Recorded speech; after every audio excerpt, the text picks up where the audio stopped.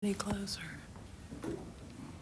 Okay, we're live, so it's all yours, sir. Oh, I can go ahead? Oh, Yeah, I you like can it. go ahead. All right, I will. Well, welcome everyone to session 3 of a 4-session class on the Gospel of Mark. As I've indicated before, this is my favorite gospel, and I'm trying to get you all to recognize the genius of this individual who created the gospel we call the Gospel of Mark. I'm going to review today some of what we did last time because it's really important information for what we're going to be doing later. So I'm going to do a quick review, particularly of chapters 8, 9, and 10. Because today what we're going to consider in more detail is going to be chapters 11 through 14. Jesus is going to enter Jerusalem in 11:1. But there are 3 chapters that precede that, the end of chapter 8, 9, and 10, that get us ready for that particular entrance and what's going to happen then to Jesus in Jerusalem. So just to review, we talked first week, and then I said this again last week, that the Gospel of Mark can be divided very neatly into 2 distinct portraits of Jesus. The first portrait of Jesus is in the first 8 chapters, where the miracles of Jesus are emphasized. Jesus is powerful in word and deed. The vast majority of Jesus' miracles are going to occur in the beginning of the gospel, in the first half of the gospel. That contrasts with the second half of the gospel, where Jesus, his miraculous powers diminish. Very few miracles in the second half. And those events leading up to and including the death of Jesus are dominant in the second half, starting in 8:31. The miracles diminish, and yet Jesus' prophetic powers are going to sharpen in that second half, as I'll point out. When you put a prologue and an epilogue to this, then you basically have a very simple outline for the Gospel of Mark. Last time we dealt with the end of the powerful Christ. And so I want to talk about that again. This is the last miracle that Jesus is going to perform in the first half of the gospel. And that is this healing of the blind man. They came to Bethsaida. Some people brought to him a blind man and begged him to touch him. He took the blind man by the hand and led him out of the village. And when he had put saliva on his eyes and laid his hands on him, he asked him, "Can you see anything?" And the man looked up and said, "I can see people, but they look like trees walking." And Jesus laid his hands on his eyes again, and he looked intently, and his sight was restored, and he saw everything clearly. Then Jesus sent him away to his home, saying, "Do not even go into the village." Now, I mentioned before that Mark is believed to be the earliest of the Gospels, and that Matthew and Luke both knew Mark's Gospel and used it in the composition of their writings. If that's true, then Matthew and Luke knew this story and chose not to include it. This is one of the very few stories in Mark that's not duplicated in either Matthew or Luke. And I ask the question, why is that the case? And the simple answer is Jesus fails. Jesus doesn't heal the blind man the first time. He can see. Can you see anything? Well, I see people, but they look like trees walking around. His vision is still blurry. So Jesus goes back to the drawing board and performs a miracle a second time. You can see why Matthew and Luke chose not to include that. The question is, why did Mark? Mark has not shown Jesus to be unable to perform any kind of miracle, and the result is always an immediate response as well. So, why does Mark include it?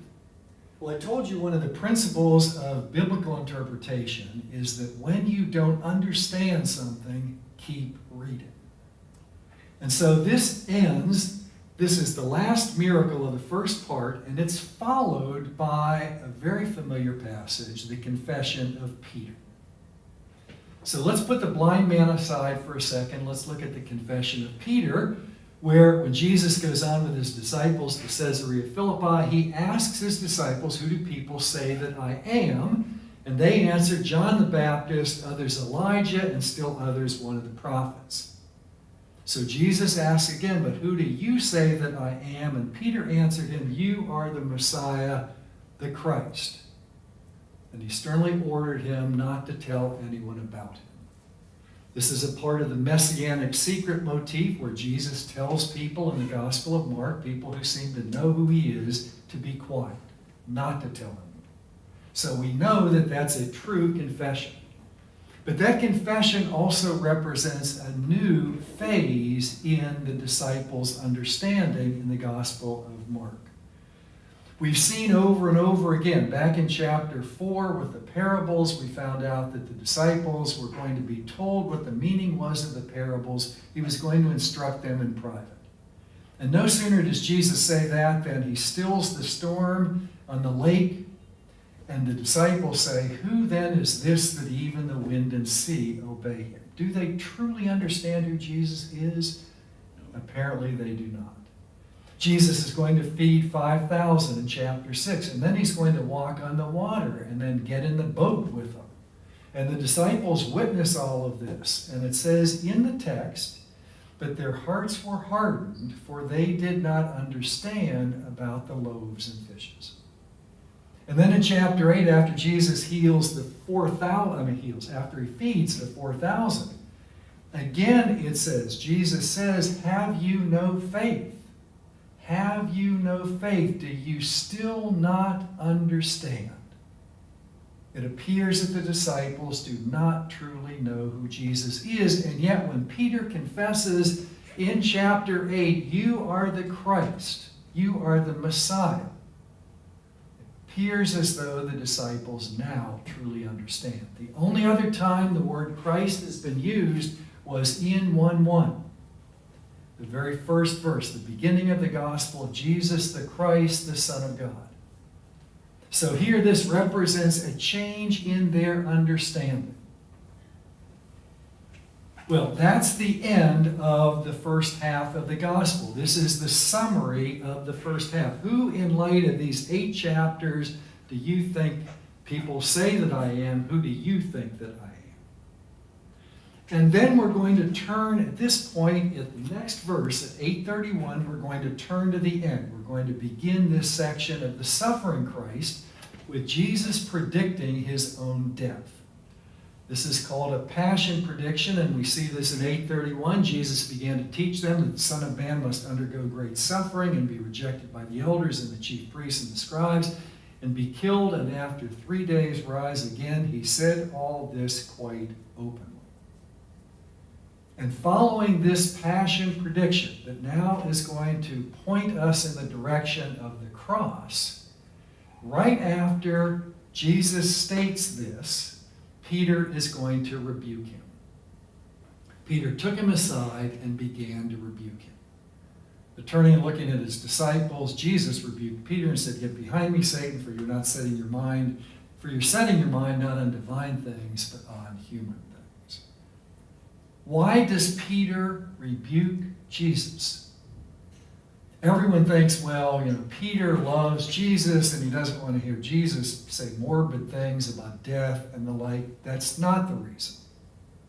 That's not the reason. In the first century world, it was believed that the Messiah's coming would usher in the age to come. And in the age to come, there is no death. So, as I showed you this last time, this diagram of what's called Jewish apocalyptic eschatology. Eschatology is the doctrine of end-time things. And this is a type of belief in end-time things that was very current, and particularly among the Pharisees, called apocalyptic. So it's Jewish apocalyptic eschatology, and it believes in 2 ages. This evil age, where Satan is active, where you also see evil and injustice, where you see suffering and you see death. Well, God is going to bring this evil age to a decisive end on what the Bible calls the day of the Lord. And on that day, On that day, the Lord is going to judge those who have lived in this evil age. And in order to do that, God needs to raise from the dead those who are dead so that they can be judged. If they are found worthy, then they are allowed to live into the age to come, where God will reign supreme, where there is no evil and injustice, there is no suffering, and there is no death. This kind of perspective came to be associated with messianic belief.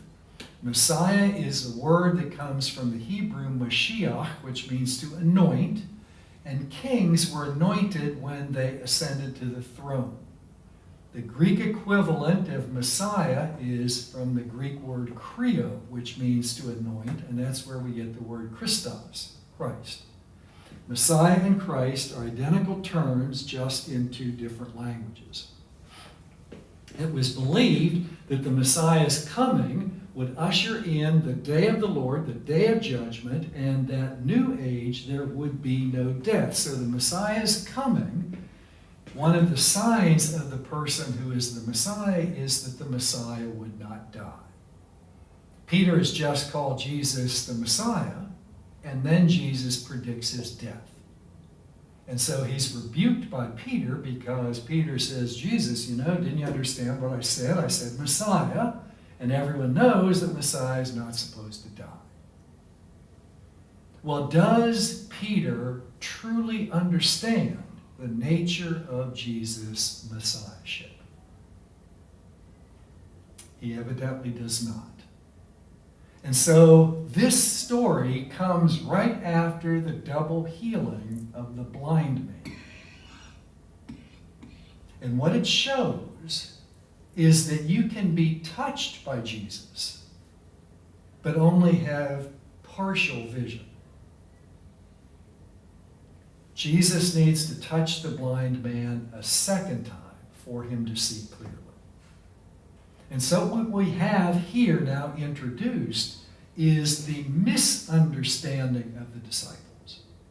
They've gone from a lack of understanding to now a misunderstanding of the nature of Jesus' messiahship. They've been partially healed, but not fully healed. Well, following this, I showed you this last time, and I'll just repeat this. The Christian interpretation of eschatology is that it's the same kind of structure, two ages and the like.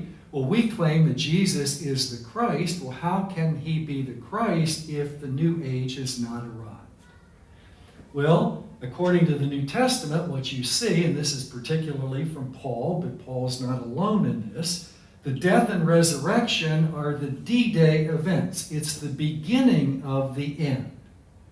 But the ultimate victory of God will not occur until the day of the Lord, which in the New Testament is called the parousia, which is the Greek word for coming, the coming of Christ. And in the parousia, God will reign supreme, and we will have Satan defeated. We will have the absence of evil and injustice, the absence of suffering, and the absence of death. That is the V-Day, the victory day, this parousia.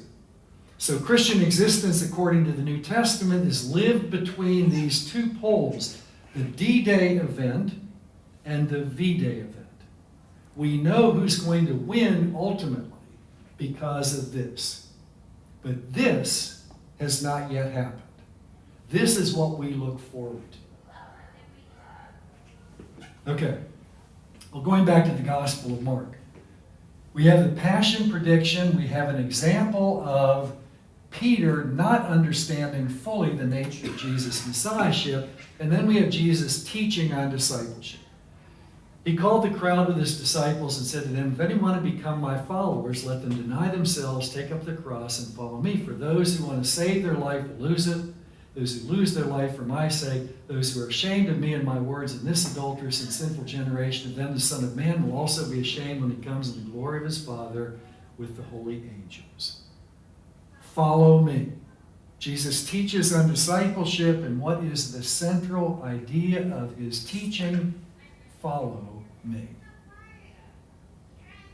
Well, what we see in this particular passage is an editorial pattern.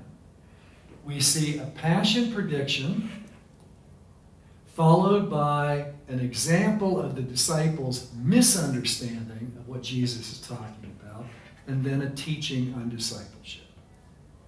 And what I want to point out is that this particular pattern relates the passion prediction to discipleship. You have to know where Jesus is going in order to follow him. If you don't know where he's going, how can you possibly follow?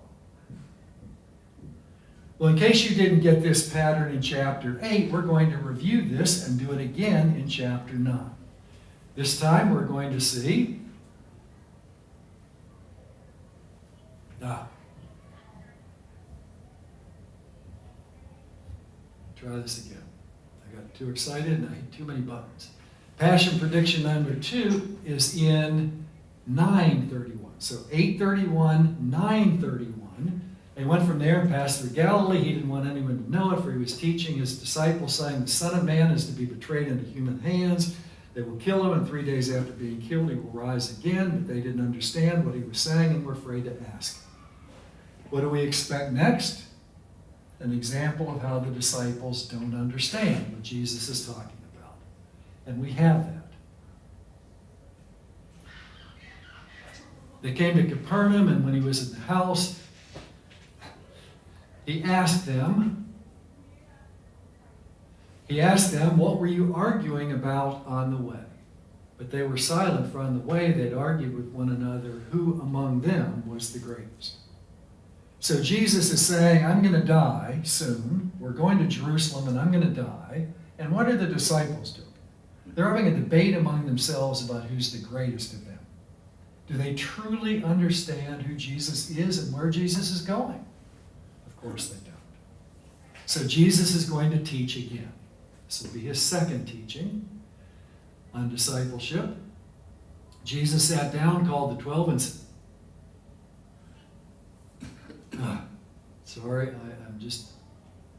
Jesus sat down, called the 12, and said to them, whoever wants to be first must be the last of all and servant of all. Then he took a little child and put it among them, and taking it in his arms, he said to them, whoever welcomes one such child in my name welcomes me. Whoever welcomes me welcomes not me, but the one who sent me.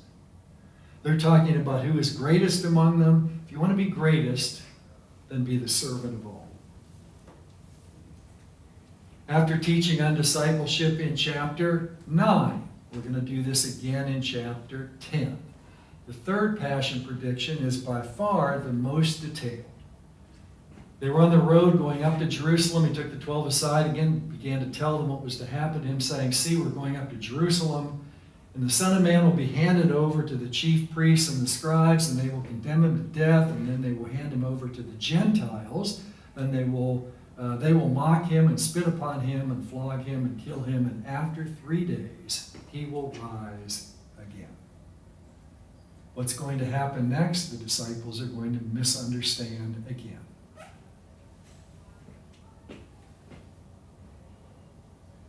James and John, the sons of Zebedee, said to Jesus, Teacher, we want you to do for us whatever we ask of you.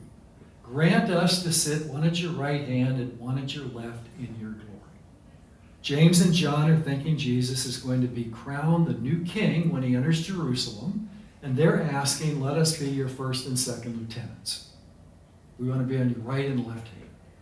Jesus said to them, you don't know what you're asking. To sit at my right hand or at my left is not mine to grant, but it is for those for whom it has been prepared. And then Jesus is going to teach again on discipleship. When the 10 heard this, they began to be angry with James and John. So Jesus called them and said, you know that among the Gentiles, them who they recognize as their rulers, lord it over them, and their great ones are tyrants over them. But it is not so among you. Whoever wishes to become great among you must be your servant. Whoever wishes to be first among you must be slave of all. For the Son of Man came not to be served, but to serve, and to give his life a ransom for many. Now, Jesus has not yet arrived in Jerusalem. That doesn't happen until the next few verses in chapter 11. But chapters 8, 9, and 10 serve as a preface to that final part of the Gospel of Mark. We know, based on this section, we know what we know what is about to happen to Jesus, but we also know the significance of what is going to happen to Jesus. We know what's going to happen, but we know the significance. He's going to give his life as a ransom for all.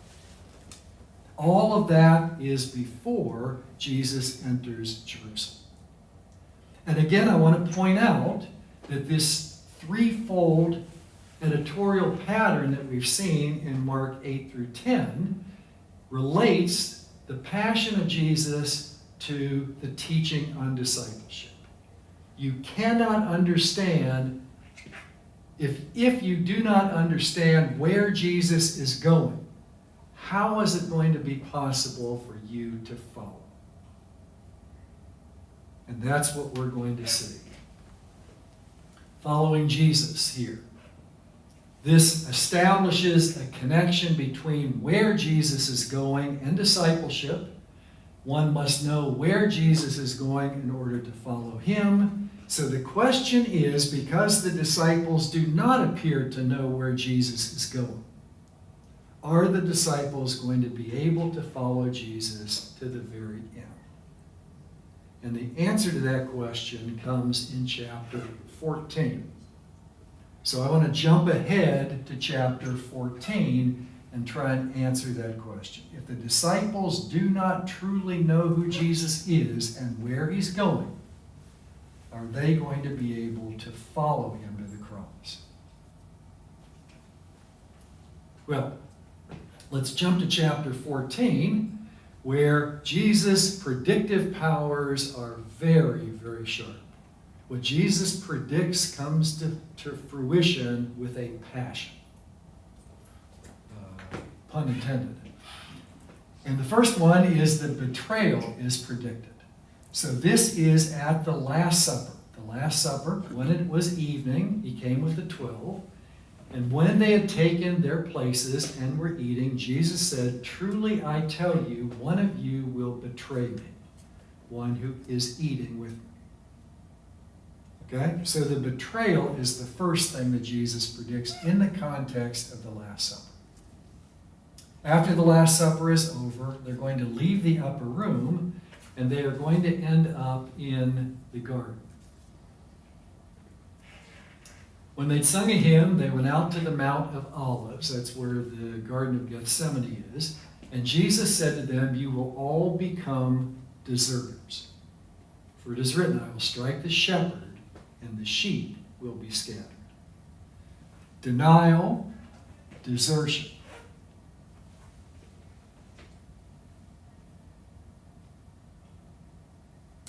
This is Peter's denial. Peter said to him, betrayal, desertion, denial. Peter said to him, "Even though all become deserters, I will not." Jesus said to him, "Truly I tell you, this day, this very night, before the cock crows, you will deny me 3 times. Before the cock crows twice, Before the cock crows twice, you will deny me 3 times. Oh, I'm sorry, I did that too quickly. I want this last part here.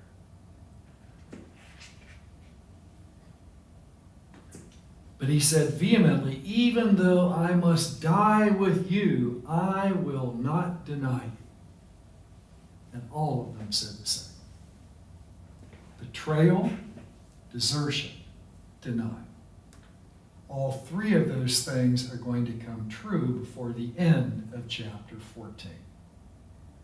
The first, of course, is going to be the betrayal. This takes place a little bit later when Judas is going to betray Jesus to the authorities.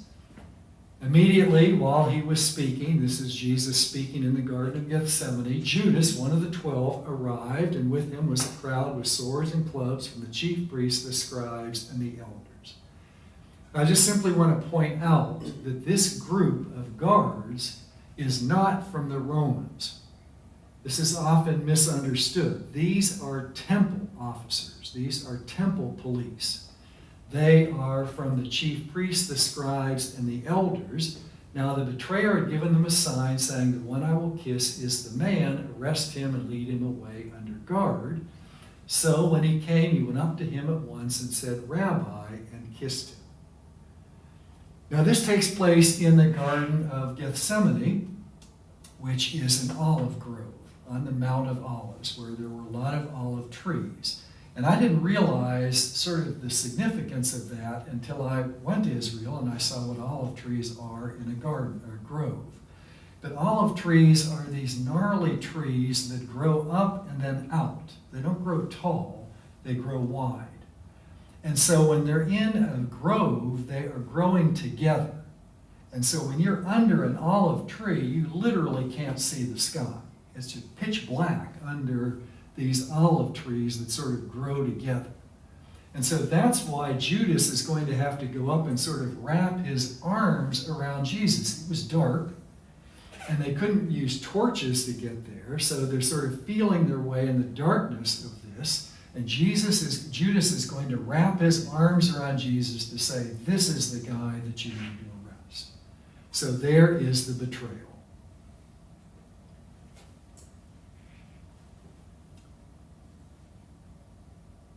Then they laid hands on Jesus and arrested him. But one of those who stood near drew a sword and struck the slave of the high priest, cutting off his ear. Then Jesus said to them, "Have you come out with swords and clubs to arrest me as though I were a bandit? Day after day I was with you in the temple teaching, and you didn't arrest me, but let the scriptures be fulfilled." All of them deserted him and fled. Desertion. Betrayal, desertion. One thing left. Well, Peter doesn't desert. Peter, in fact, follows. They took Jesus to the high priest, and all the chief priests, the elders, and the scribes were assembled. Peter had followed him at a distance right into the courtyard of the high priest, and he was sitting with the guards, warming himself at the fire.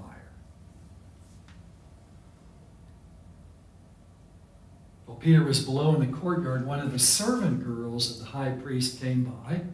When she saw Peter warming himself, she stared at him and said, "You also were with Jesus, the man from Nazareth." But he denied it, saying, "I don't know or understand what you're talking about."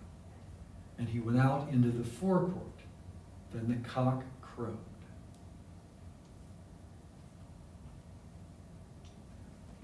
The servant girl, on seeing him, began again to say to the bystanders, "This man was one of them." But again, he denied it. And after a little while, the bystanders again said to Peter, "Certainly you are one of them, for you are a Galilean." This must have been given away by his accent, so they could understand that he was from the northern part and not from the area around Jerusalem, which is Judea in the south. "Certainly you are one of them, for you are a Galilean." But he began to curse, and he swore an oath, "I don't know this man you're talking about." And at that moment, the cock crowed for the second time. Then Peter remembered that Jesus had said to him, "Before the cock crows twice, you will deny me 3 times." And he broke down and wept.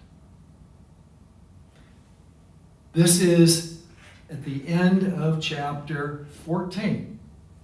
Jesus is going to die in chapter 15 and be buried.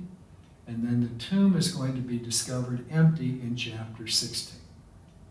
But this is the last we see of the male disciples in the Gospel of Mark. They are not present at the death of Jesus in Mark's account. They're not present at the burial of Jesus. They're not present at the empty tomb. The disciples are unable to follow Jesus all the way to the cross because they do not truly understand the nature of his messiahship. And if those who are closest to Jesus, those who have been given the inside track, those who have been told the meaning of Jesus' teachings, those who have seen his most remarkable miracles up close and personal, if they don't understand who Jesus truly is it any wonder that the religious authorities don't understand who Jesus is either? And that's the other theme that we see coming to a climax in chapter 14. That is the notion of the opposition, the religious opposition to Jesus in the Gospel of Mark. To get to that, let's go back to chapter 11 and the Triumphal Entry.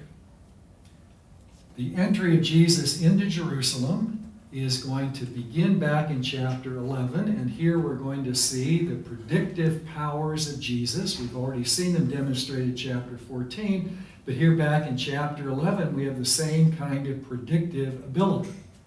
When they were approaching Jerusalem, he sent two of his disciples and said to them, "Go into the village ahead of you, and immediately as you enter it, you'll find there a colt that has never been ridden. Untie it and bring it." They went away and found a colt tied near a door outside the street, and as they were untying it, some of the bystanders said to them, "What are you doing untying the colt?" They told him what Jesus had said, and they allowed them to take it. Jesus knew, he predicted, and it came true, just as Jesus had predicted. Jesus is going to ride that animal into Jerusalem in what we call the Triumphal Entry, which is the Palm Sunday event. They brought the colt to Jesus, threw their cloaks on it. He sat on it. Many people spread their cloaks on the road. Others spread leafy branches that they cut in the fields. And those who went ahead and those who followed were shouting, "Hosanna, blessed is the one who comes in the name of the Lord. Blessed is the coming kingdom of our ancestor David. Hosanna in the highest heaven." Well, Jesus, as he enters Jerusalem, he's going to come from the east and go to the west. He's going to enter Jerusalem, and he's going to go into the temple, and then he's going to leave. That's important. I'll show you. Jesus entered Jerusalem, went into the temple, and when he looked around at everything, as it was already late, he went out to Bethany with the 12. Now, what this tells us is that Jesus took the Jordan River Valley to get to Jerusalem. He came from Galilee in the north, and there are only two ways really to get to Jerusalem. If you're in the north, you either come down the Jordan River Valley, or you come down the coastal route and then cut into Jerusalem. And what Jesus has done is come down the Jordan River Valley. He's gone through Jericho. We know that from a previous story. He's gone through Jericho and then up to Jerusalem. So he's coming from east to west. He's going to stay in Bethany, which is over here. And you see Bethany over here on the on the right-hand side of the screen. There's Bethany. And here's the Temple Mount. So Jesus is going to come from the east. He's going to go to the Temple Mount, look around. This is where the temple would have stood in the ancient world. It's no longer there, and I'll talk about that in a minute. But this is the Dome of the Rock. This is an aerial view of the walled city of Jerusalem over here. To the east of that is the Kidron Valley, which goes down in a valley and then up on the Mount of Olives. So this is the Mount of Olives over here where the Garden of Gethsemane is. You go over the Mount of Olives, and Bethphage is on the eastern side of that, and Bethany is southeast of that. Yes, sir? How long is kind of like the walk between those different areas? Well, it's sort of hilly, so it depends what kind of shape you're in, but it's really a short distance. I mean, it's really incredible. You can walk clearly from this part over here. It's probably, I'd say, a quarter of a mile, something like that. I mean, it's easy. It's just down a hill and then up, and nowadays you got to worry about the traffic. It's sort of in the Kidron Valley area, but yes, it's an easy walk. Easy walk. In fact, everything in Israel is about the size of New Jersey. And so you can go I have an aerial view of three of the holiest sites in three major religious traditions in the world, all within a 10-block radius of each other in Jerusalem. So you have the Dome of the Rock, which is the third holiest site in Islam. the Western Wall, which used to be called the Wailing Wall, which is the holiest site in Judaism. And about 8 blocks away is the Church of the Holy Sepulchre, which is believed to be where Jesus was crucified and then where he was buried. So it's very easy to walk anywhere in Jerusalem. It's much easier to walk than to drive. And it's a lot safer to walk than to drive in Jerusalem, too. Okay, this just gives you some geography, though. He's going back to Bethany. He goes into the temple, and then he's going to go back to Bethany, where he is spending the evenings. And as he's coming back the next day, so this is not the previous day, this is the following day, when they came from Bethany, he was hungry. Seeing in the distance a fig tree in leaf, he went to see whether perhaps he could find anything on it. When he came to it, he found nothing but leaves, for it was not the season for figs. He said to it, "May no one ever eat fruit from you again," and his disciples heard it. This is the last miracle that Jesus is going to perform in the Gospel of Mark. And I just think this is really sad. Jesus has been reduced to cursing shrubbery. All of these miraculous things he's done before, and now he's upset because a tree is not bearing fruit, because it's not even the season for it to be bearing fruit. What is that all about? That's a strange story. Why is that in Mark's Gospel? What's our principle of interpretation? Keep reading. What comes after this cursing of the fig tree? They came to Jerusalem, he entered the temple and began to drive out those who were selling and those who were buying in the temple. He overturned the tables, the money changers, and the seats of those who sold doves, and he wouldn't allow anyone to carry anything through the temple. He was teaching and saying, "Is it not written, my house shall be called a house of prayer for all the nations, but you have made it a den of robbers." This actually comes from what's called the temple speech of Jeremiah in the early chapters of the prophet Jeremiah. "My house shall be called a house of prayer for all the nations, but you've made it a den of robbers." What most people understand the den of robbers to be is the place where robbery is happening. And that's not what the den of robbers refers to. A den of robbers is not where robbery happens. It's where robbers go after they've robbed. It's a safe house. And that's what the temple has become in Israel, a safe house. As long as we have the temple, God's presence is with us. And we can do whatever we want to do, knowing that God will be with us. Originally, this was meant to be a prayer for all the nations. The word in Hebrew, well, actually it's in Greek here. The word in Greek is ethnoi, from which we get the word ethnic. And ethnoi is often translated in the New Testament as Gentiles. That's the word that is rendered as Gentiles in the New Testament. This was supposed to be, the temple was supposed to be a place of prayer for all people. And what's happened? It's become a safe house for Israel. In the early 20th century, and I'll simply point this out because I think this is really a fascinating piece of archaeological evidence. But in the early 20th century, an inscription was found on this rock at the base of the Temple Mount. And what it says on that rock is, "No foreigner may enter within the balustrade around the sanctuary and the enclosure. Whoever is caught on himself shall be put blame for the death which will ensue." Here's basically saying, stay away, non-Jews. But that's not what the temple was built to be. It was meant to be a place of prayer for all the people.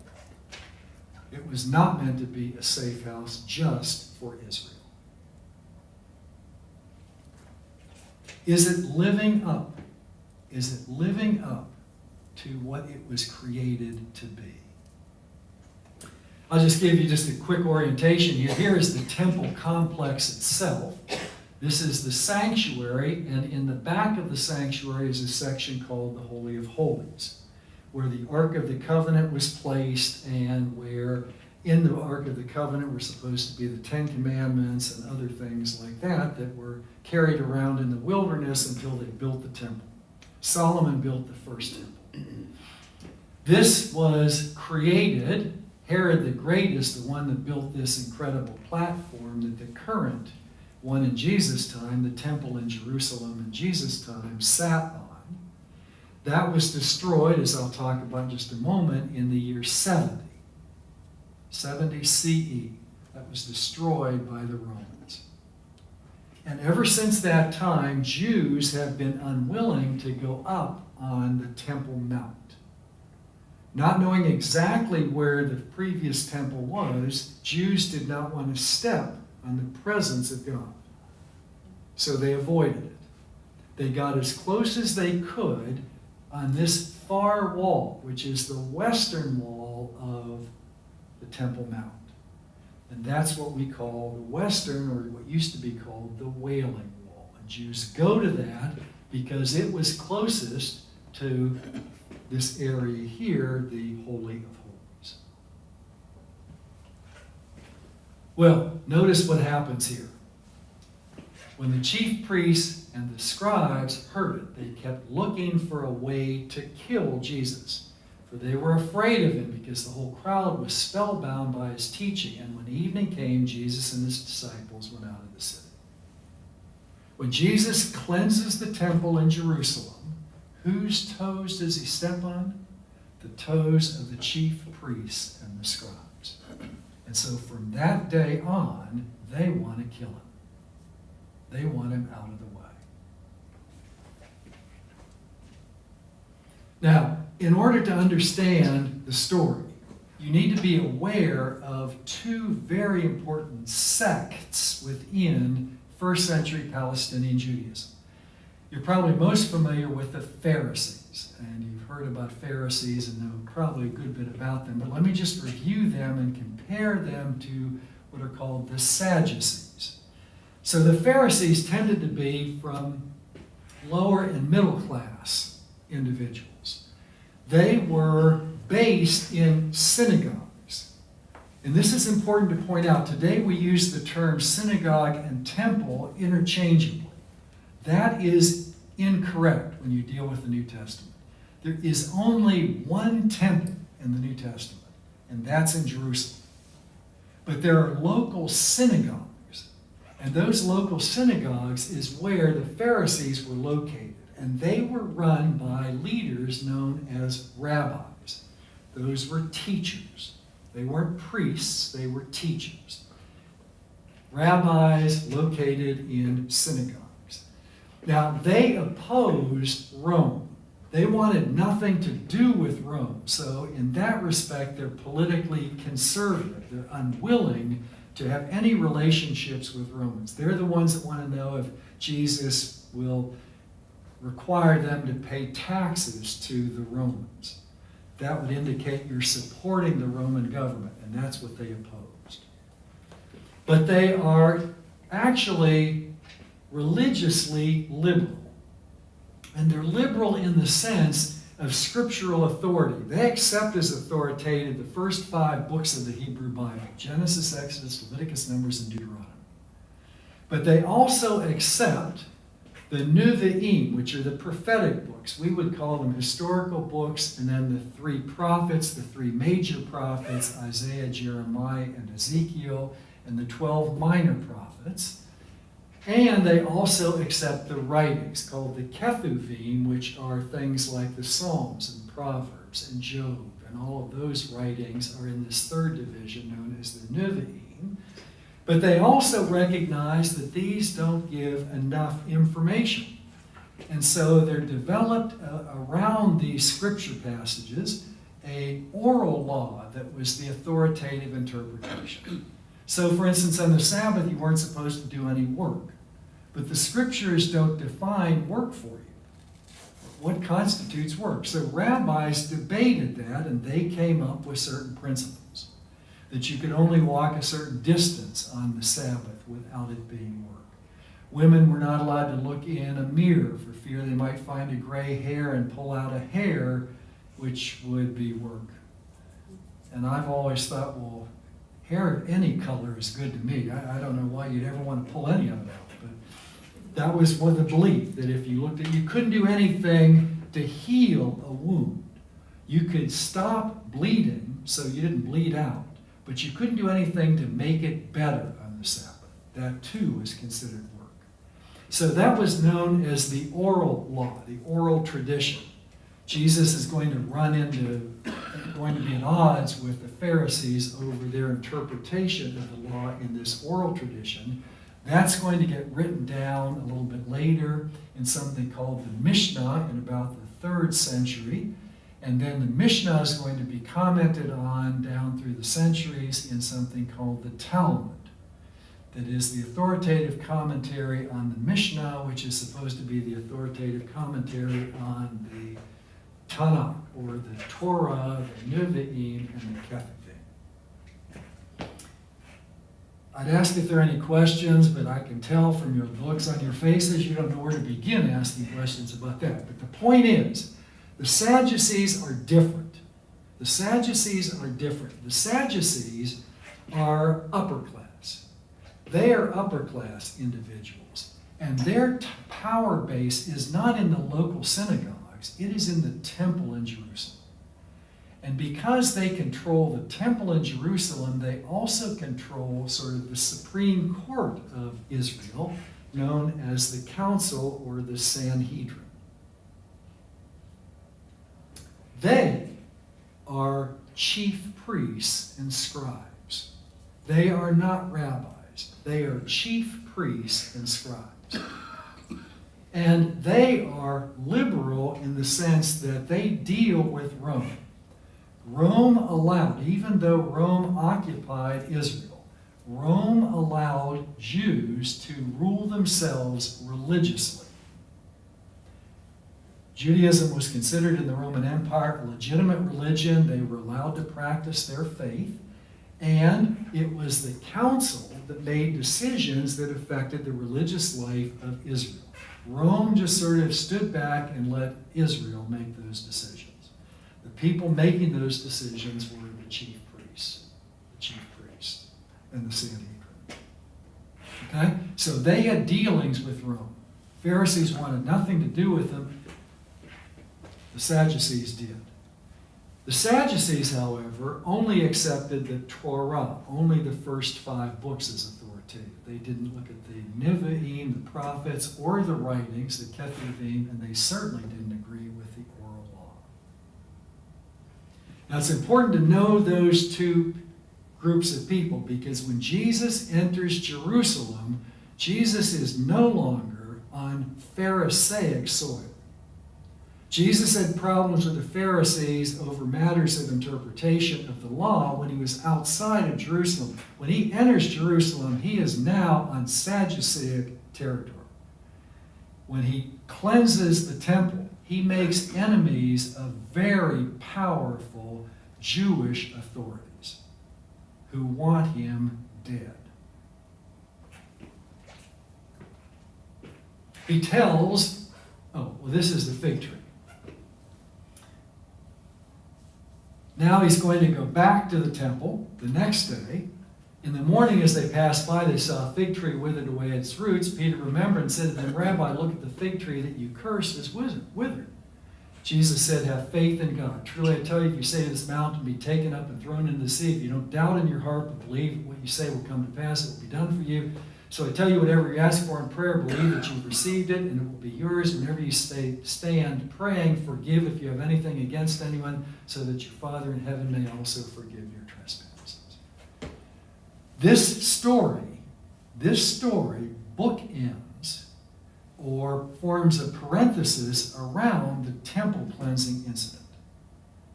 And it's significant because this is one of the miracles that does not happen right away. The tree does not wither immediately. Jesus curses the tree, and he finds it dead the next day. Well, what's the significance of this? The first century reader would know that the temple that Jesus curses in about the year 30 falls to the Romans and is destroyed completely in 70. And if we're correct about the dating of Mark, Mark was written just after the destruction of Jerusalem. So in essence, Jesus has cursed the temple. Just as he's cursed the fig tree and it dies, so too he's cursed the temple and it's going to die. But we don't need the temple anymore. Why not? What we need to do is have faith in God. And we don't need to go to a temple to pray. So I tell you, whatever you ask for in prayer, believe that you've received it and it will be yours. And you don't need to go to the temple to offer sacrifices in order to be forgiven. You pray and you forgive others. The temple has become irrelevant, has not lived up to what it was created to be, and so in fact it has gone away. Well, Jesus is going to continue to offend the Sadducees, and he's going to do it with a parable of the wicked tenants who end up destroying the people that God sent, that the owner sends to collect the fruit of the land that the tenants are ruling. It's a reference to the Sadducees. And you see at the end of that particular parable, when the chief priests and the scribes realized that he had told this parable against them, they wanted to arrest him, but they feared the crowd, so they left him and went away. Well, they get a chance now in chapter 14.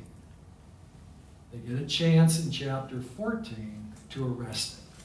2 days before the Passover and the festival of unleavened bread, the chief priests and the scribes were looking for a way to arrest Jesus and kill him.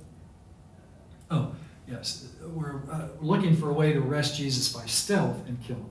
For they said, not during the festival, where there may be a riot among the people.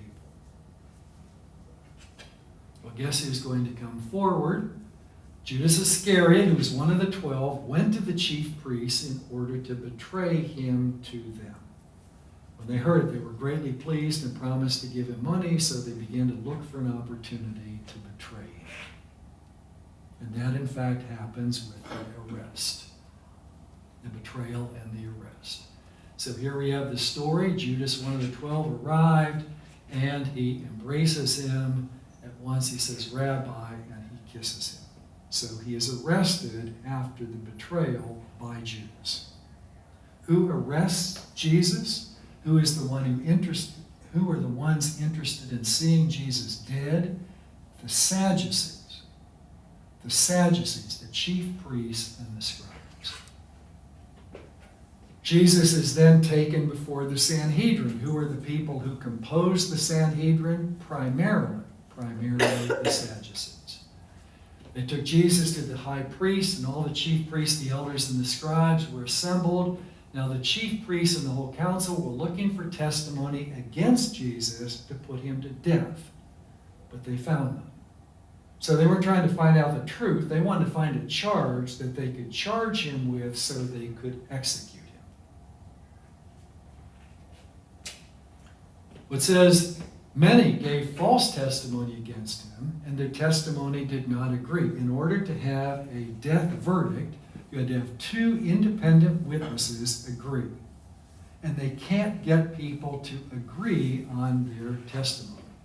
Some stood up and gave false testimony against Jesus, saying, we heard him say, I will destroy this temple that's made with hands, and in 3 days I will build another not made with hands. Jesus does not say this in the Gospel of Mark. Jesus does say this in the fourth Gospel, the Gospel of John. But this is a false accusation, and yet we, the readers, know that to be the case. Destroy this temple, the Jerusalem temple that's made with hands, and in 3 days I will build another temple, the temple of Jesus' body, a reference to the resurrection. But even on this point, their testimony did not agree. What are they going to do? And the high priest stood up before them and asked Jesus, have you no answer? What is it that they testify against you? But he was silent and did not answer. The high priest asked him, are you the Messiah, or the Christ, the Son of the Blessed One? Now I need to just do a little bit of background work with you here so you understand the significance of this. Are you the Christ, the Son of God? This is the first time those two terms have been used together since 1:1. The beginning of the good news of Jesus, the Christ, the Son of God. Now we're seeing these two used together, and they're used as a charge by the high priest. But notice that the high priest doesn't say the Son of God. He says Son of the Blessed One. That's what's called a priestly circumlocution. It is speaking around rather than using the name of God. And that brings me to this point that requires us to go back to Exodus chapter 3. This is where God reveals God's personal name to Moses. A very, very important passage in the Hebrew Bible. Moses said to God, this is Moses at the burning bush, and God has said, I want you, Moses, to go back to the land of Egypt. Remember 40 years ago you killed a man, and the Egyptians were after you, and so you fled, and you've been tending sheep for 40 years. I now want you to go back to Egypt and lead my people out of the land of Egypt.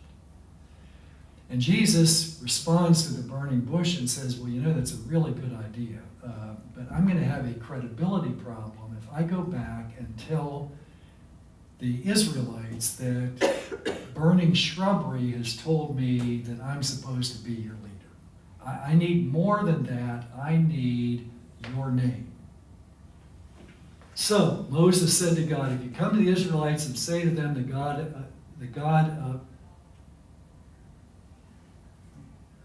of your ancestors has sent me to you, what is his name? What shall I say to them? God said to Moses, I'm sorry, I messed that up somehow there. I've cut and not pasted that very well. God said to Moses, I am who I am. There is God's personal name in the text. I am who I am.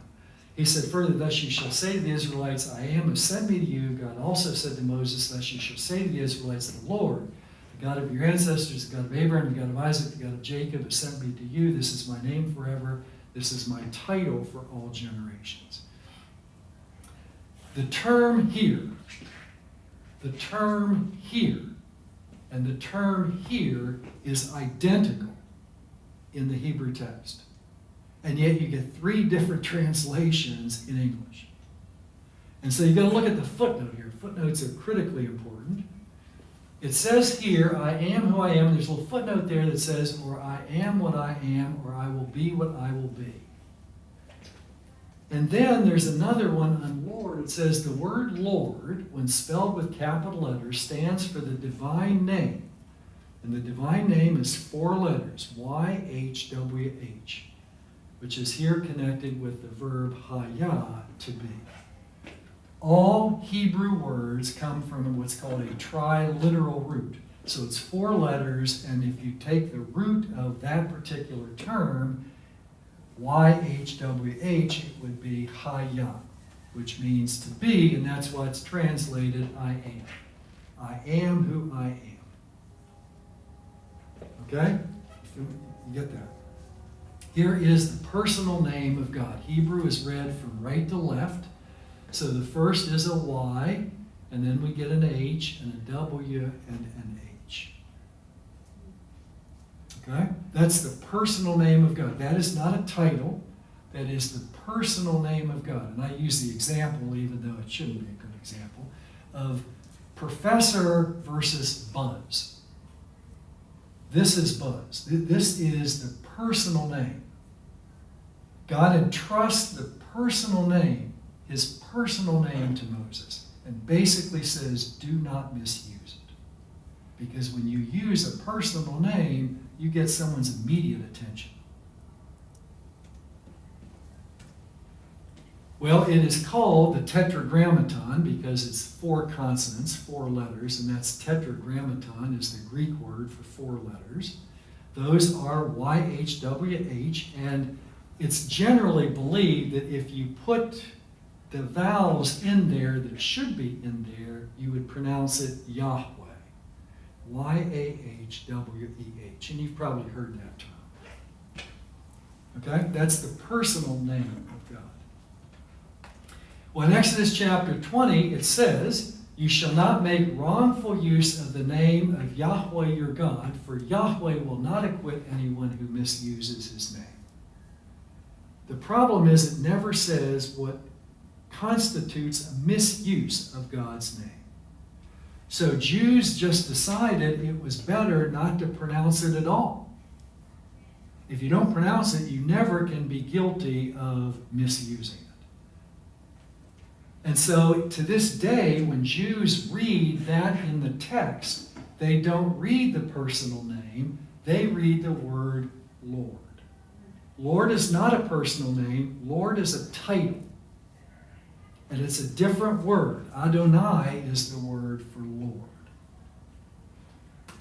Well, this is, and I got to give you a quick Hebrew lesson here, and I know we're getting close to the end of time. This is the word Adonai in Hebrew, the word for Lord. And what happens is that originally Hebrew was only a consonantal text. There were no vowels that were in the text. People knew the vowels because they knew Hebrew, and they knew what vowels to insert between letters. Reading ancient Hebrew that's unpointed is like reading vanity license plates. You know how you sit in traffic and you look at the vanity license plate in front of you and you can figure out, because you know the language, what they're trying to communicate. Well, that's what ancient Hebrew is like. No vowels, no vowels. Well, it came along in the late 9th century that a group of individuals, scribes by the name of Masoretes, came up with a system of adding vowels so people who did not know Hebrew very well would be able to read a consonantal text. They couldn't change the location of the consonants, so they came up with a system of points above and below the letters that you're supposed to read sort of up and down like this. And those vowel points then for the word Adonai were added to the Tetragrammaton. So now when Jews read the Tetragrammaton, they read Adonai.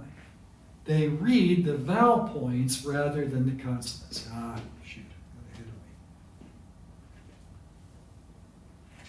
So here is what it looks like in the text today. Those are the vowel points from this word, but they're put around this word. So it's as if you see, every time you see the word red in English, you would read green.